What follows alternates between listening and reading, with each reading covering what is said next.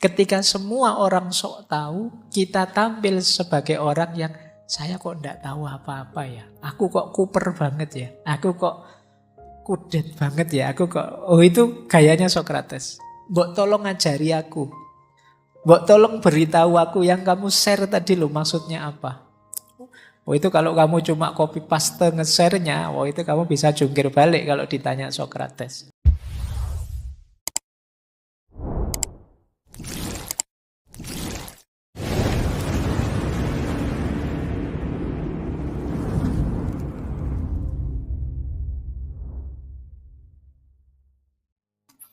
Assalamualaikum warahmatullahi wabarakatuh. Bismillah, mari kita lanjut lagi belajar kita, ngaji kita. Jadi intinya ngaji filsafat itu ya ngaji, kita belajar ya. Segala yang di luar itu bonus. Jadi bonus itu ada, alhamdulillah, tidak ada ya, tidak masalah. Bahkan termasuk pemahaman kita, kepandaian kita, itu ya anugerah sebenarnya bonus. Karena yang bisa kita lakukan hanya belajarnya. Maka ayo kita mulai ya, nawaitunya belajar. Baik, kita mulai nggih. Kita mulai. Langkah pertama, diskusi model Sokrates. Diawali dari tidak tahu. Kalau sudah tahu, sudah yakin tahu, ya ndak usah dialog. Seperti saya bilang tadi, ya wes, yakini saja kebenaranmu, fastabiqul khairat. Kalau klaimnya sudah tahu. Jadi untuk dialog diawali, kalau versinya Sokrates, dari tidak tahu. Sokrates itu gayanya juga tidak tahu. Jadi, dan dia ingin belajar. Kok kamu bilang bahwa dunia ini sekarang sudah tidak adil lagi? Coba ajari saya. Adil itu apa? Yang tidak adil itu bagaimana? Nah ini dia ingin belajar. Bukan kok dia ngajar. Kamu salah, adil itu begini. Enggak. Dia ingin belajar. Nah ini kadang-kadang rasanya menyakitkan bagi orang lain, karena dia kayak dikejar-kejar. Jadi ini sikap pertama sekaligus kritik pada orang agar tidak sok tahu kalau memang dia tidak tahu. Dan yang kedua agar kritis, tidak menerima begitu saja kebenaran yang dia anggap benar. Di zamannya Sokrates ini dipakai untuk menyerang banyak kelompok. Menyerang dalam tanda petik, mengkritisi banyak kelompok. Kepada para kosmolog zaman itu sebelum Sokrates itu banyak kosmologi. Orang memahami kosmos. Kan teman-teman melihat ada apa sih hakikatnya kosmos itu, alam itu. Ada yang bilang hakikatnya air, ada yang bilang hakikatnya udara, ada yang bilang hakikatnya 4 unsur, ada yang bilang hakikatnya cinta, dan lain sebagainya. Itu filosof-filosof sebelum Sokrates. Itu disindir oleh Sokrates. Kok yo memahami manusia, memahami alam yang kompleks ini hanya dibatasi di alam fisik saja. Nah itu dikritik. Tapi cara ngeritiknya dengan cara bertanya. Jadi tidak dengan cara menjatuhkan. Jadi kayak coba ajari saya. Nah maksudmu apa? Nah ini pertanyaan ini kan menggelisahkan bagi orang yang tidak dalam. Kalau kalian budayamu hanya like and share, itu sulit. Kalau kamu ketemu Sokrates itu kamu bisa pontang-panting dikejar oleh Sokrates. Jadi para kosmolog juga kebingungan ketika ditanya oleh Sokrates pada zaman itu. Apalagi kelompok kedua itu, kelompok sofis. Kelompok sofis ini orang-orang yang merasa sudah tahu, kadang-kadang sok tahu pada zaman itu. Ini yang Kalau di dialog-dialognya Sokrates banyak jadi mitra diskusi. Tapi ya toh begitu bagusnya mereka ini ya ketika digiring berpikir, ketika menyimpulkan berbeda dengan kesimpulan sebelumnya ya biasanya mau. Karena ya betapapun mereka tidak bisa bantah lagi pikiran-pikiran yang sudah digiringkan oleh Sokrates tadi. Jadi ini untuk kelompok sofis. Termasuk ya pada para ilmuwan, politisi, seniman, dan lain sebagainya. Jadi ini sindiran bagi mereka. Kadang-kadang ilmuwan itu, seniman itu, politisi itu, pemahat itu zaman Sokrates kan di antara profesi yang dianggap tinggi pemahat, bikin patung-patung yang indah itu. Nah itu bagi Sokrates gaya tidak tahu ini sindiran. Mereka yang merasa tinggi dan penting karena menguasai satu saja disiplin ilmu. Jadi kosmolog, sofis, ilmuwan-ilmuwan itu kan semuanya merasa sudah tahu. Dan Sokrates muncul, saya tidak tahu apa-apa. Oh, itu antitesis yang luar biasa pada zamannya. Ketika semua orang sok tahu, kita tampil sebagai orang yang saya kok tidak tahu apa-apa ya. Aku kok kuper banget ya. Aku kok kudet banget ya. Aku kok, oh itu gayanya Sokrates. Mbok tolong ngajari aku. Mbok tolong beritahu aku yang kamu share tadi loh maksudnya apa. Oh itu kalau kamu cuma copy paste nge-share-nya, oh itu kamu bisa jungkir balik kalau ditanya Sokrates. Tiba-tiba kamu nge-share, hati-hatilah, kiamat tidak lama lagi akan datang. Ciri-cirinya. Oh itu kamu bisa pertanyakan satu-satu, kamu uji satu-satu. Itu yang dimaksud kiamat itu apa? Wah itu bisa panjang urusannya. Jadi Sokrates nyindir orang-orang semacam ini, semacam para kosmolog yang merasa tahu segalanya, semacam kaum sofis yang bisa mempermainkan kebenaran. Agak sombong merasa bisa. Termasuk para ilmuwan yang sebenarnya hanya menguasai satu bidang ilmu sih. Tapi gayanya kayak menguasai semuanya. Belajar filsafat terus, wah filsafat itu induknya semua ilmu. Jadi kalian yang fakultas lain, bidang lain di bawahku semua misalnya. Nanti yang kuliah pendidikan, loh yo intinya ilmu itu yo pendidikan. Kalau ndak ada pendidikan bagaimana ilmu bisa hidup? Semua ilmu itu yo pintu gerbang dan wadahnya pendidikan. Jadi dia paling penting.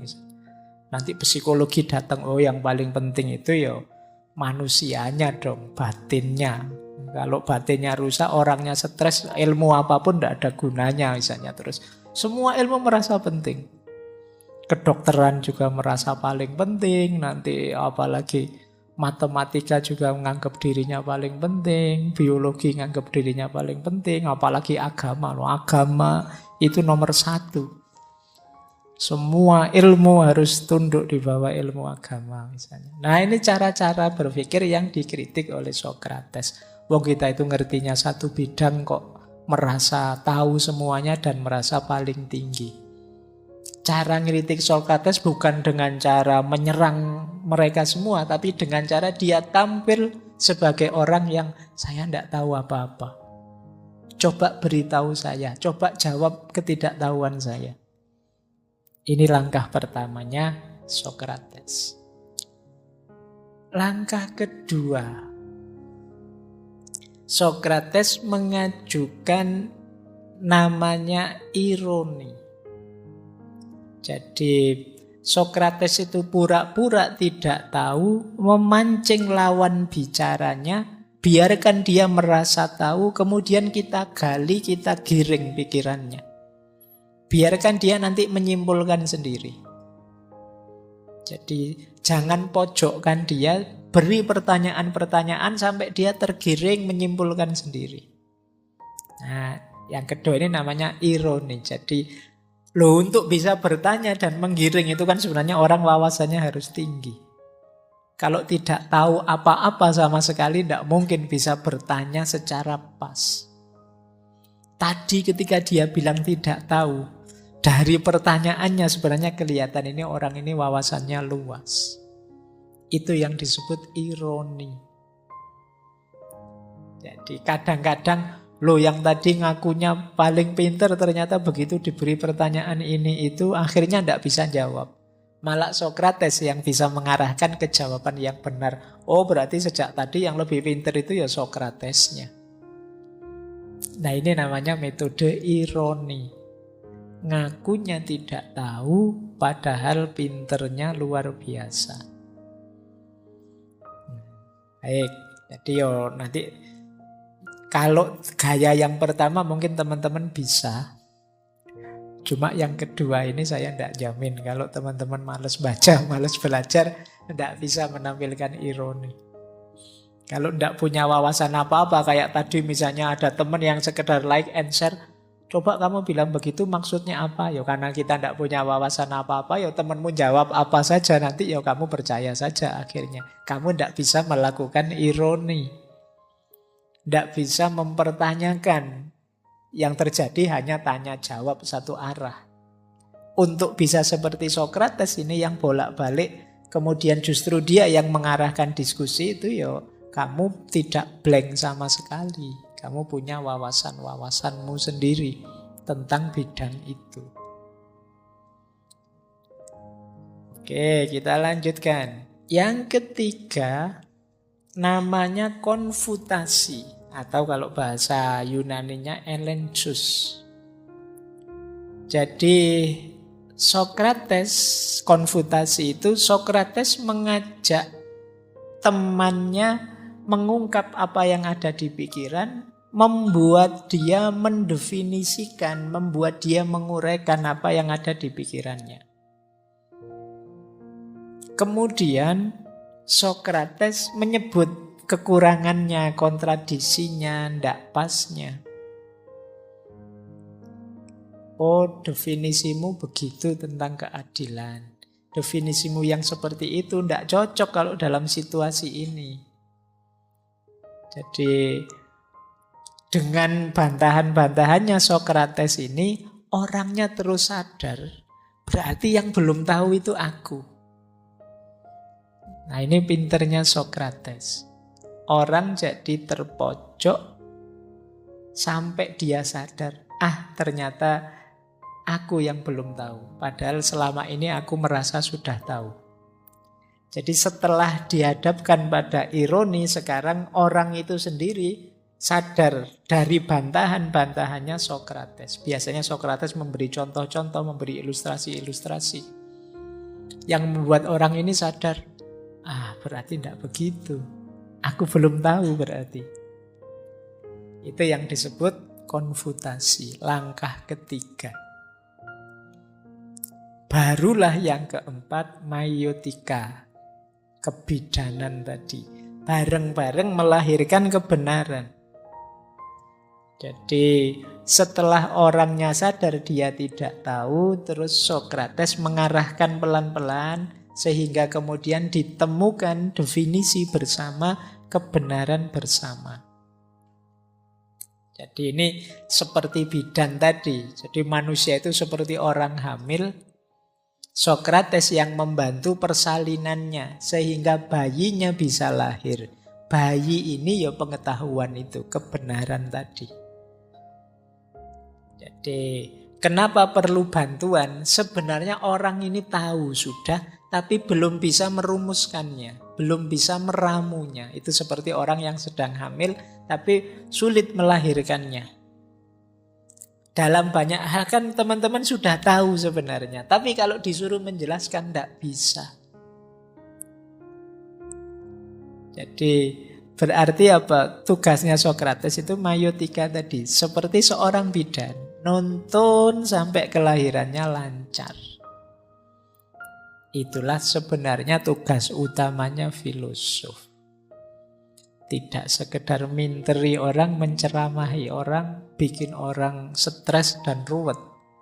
Tapi membantu orang menemukan kebenarannya.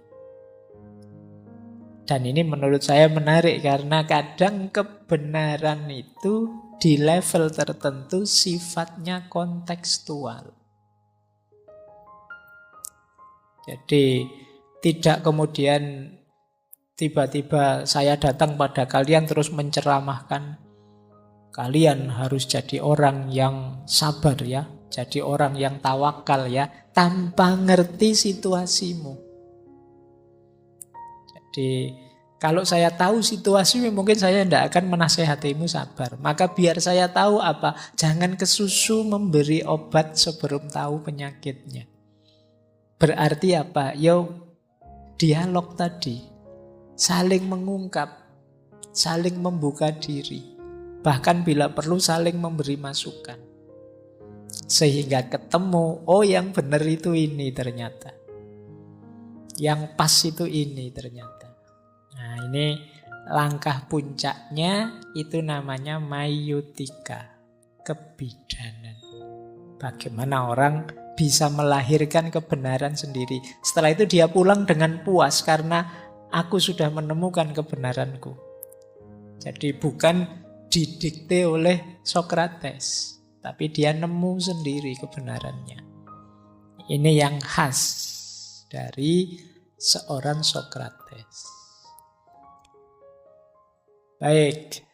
Nah, secara umum kemudian bisa kita ringkas ada beberapa variabel dalam metodenya Sokrates ini. Jadi kalau ada teman-teman yang ingin menggunakan metode ini, mungkin setelah ini mau ngumpul-ngumpul bareng di kafe mana, harus punya kualifikasi ini. Yang pertama apa? Harus punya minimal 3 sikap. Selain wawasan ya. Kalau wawasan itu pasti. Tanpa wawasan, tanpa pengetahuan sama sekali sulit menggunakan metodenya Sokrates ini.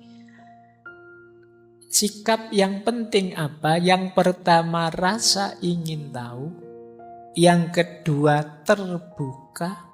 Yang ketiga menghargai apapun gagasan orang. Tidak menghakimi. Kalau Sokrates itu gayanya menghakimi, itu begitu temannya ngomong keliru langsung mesti disalah-salahkan. Kamu sesat kamu kok mendefinisikan kok seperti itu. Mesti langsung dibegitukan. Tapi Sokrates tidak, dihargai. Jadi diawali dengan oke, kalau memang menurutmu keadilan itu begitu, bagaimana kalau dalam kasus yang seperti ini ya? Nah terus dia mikir lagi. Ya kalau dalam kasus yang seperti itu ya mungkin begini. Nah tapi kan kontradiksi dengan definisimu tadi. Katanya tadi keadilan itu begitu. Nah ini gayanya Sokrates. Jadi dia tidak menghakimi. Sampai dia terus iya ya kontradiksi. Nah berarti harus disempurnakan definisinya kemudian. Nah itu terus sampai ketemu sendiri. Itu gaya dia. Jadi menghargai pikirannya orang. Ya tentu saja yang paling dasar rasa ingin tahu. Jadi ini memang kunci ilmu, kunci filsafat itu rasa ingin tahu. Kalau rasa ingin tahunya mati ya tidak jadi berkembang ilmunya. Kalau mental kita mental, ala Pak sudah tidak usah tanya-tanya, semuanya baik-baik saja tanpa ditanya macam-macam ya wis. Selesai urusannya. Tapi kan tidak ada peningkatan kualitas. Wong kita itu manusia pasti tidak sempurna. Yang bisa kita lakukan menyempurna. Tambah baik, tambah baik.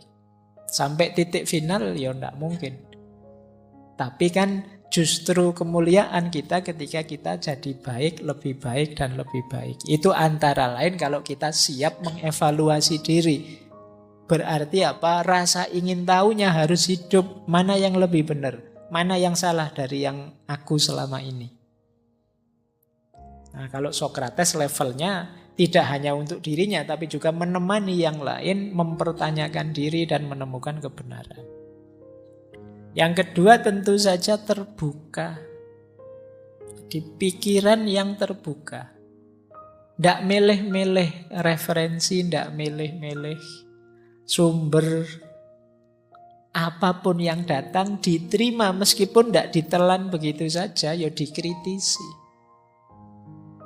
Kamu pakai sumber ini, apa cocok? Kamu pakai referensi itu apa ya cocok. Kamu pakai apa buku itu yang kamu pakai. Wong itu buku masak memasak kok dipakai untuk menyelesaikan problem politik misalnya.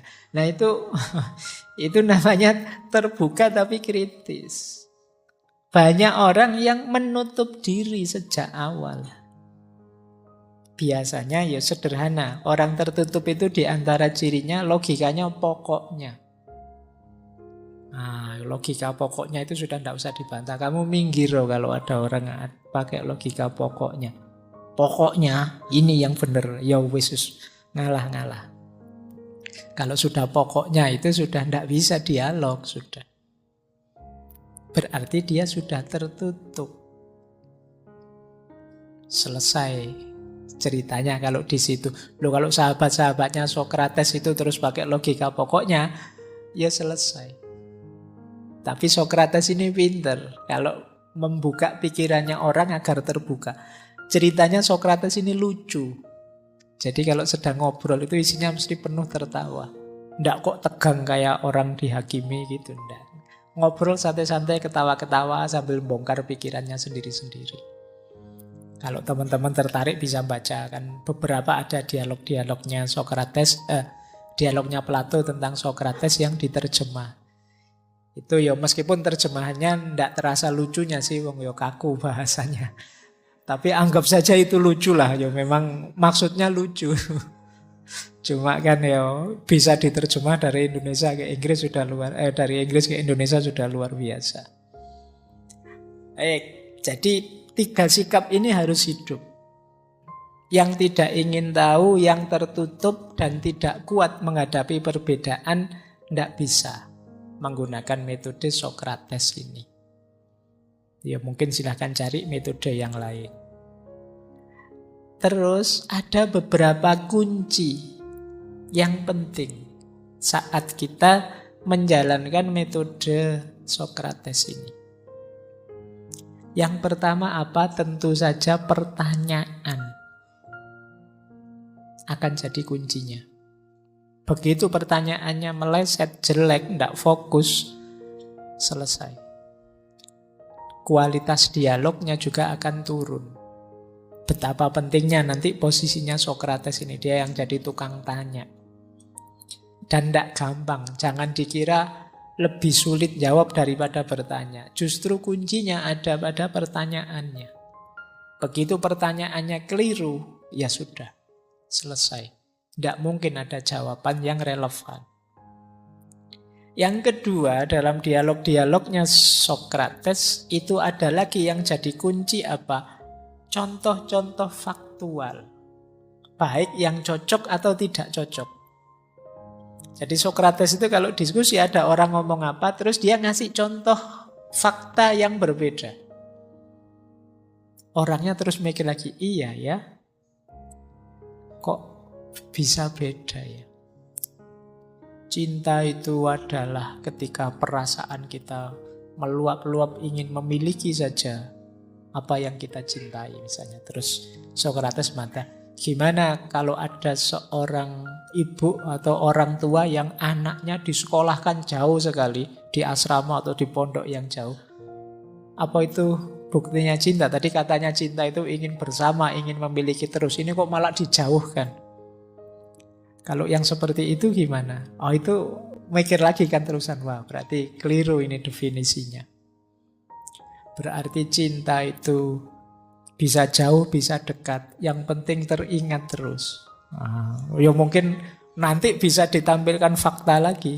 Gimana kalau ada suami nyari uang pusing, ndak dapat apa-apa. Akhirnya lupa sama istrinya, yang dipikir cari uang terus. Itu disebut cintanya hilang apa ndak? Oh itu gayanya Sokrates. Pokoknya kamu jengkel loh mesti nih ketemu Sokrates ini. Tapi ikutilah. Nanti lama-lama kamu bisa ketemu, bisa mendefinisikan. Oh ini. Yang benar itu memang seperti ini. Jadi dia pintar memberi fakta atau counter fakta. Kalau begini gimana? Kalau begitu gimana? Katamu cinta damai, tapi kok yo seneng sekali kamu kalau ada rame-rame, kalau ada gegeran.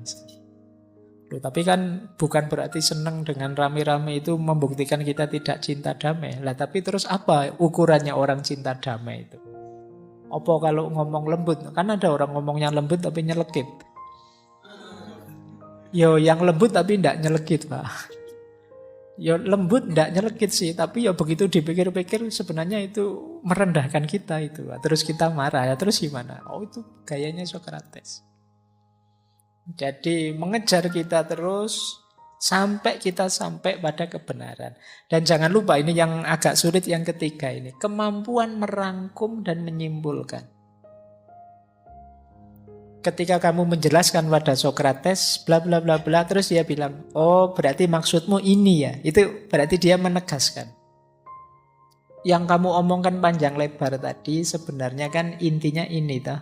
Nah ini pinter kalau Socrates, merangkum dan menyimpulkan. Kadang-kadang kan kita tidak terlalu canggih di situ. Orang ngomong panjang lebar, oh berarti yang diomongkan itu intinya ini loh. Nanti intinya lebih panjang dari omongan tadi.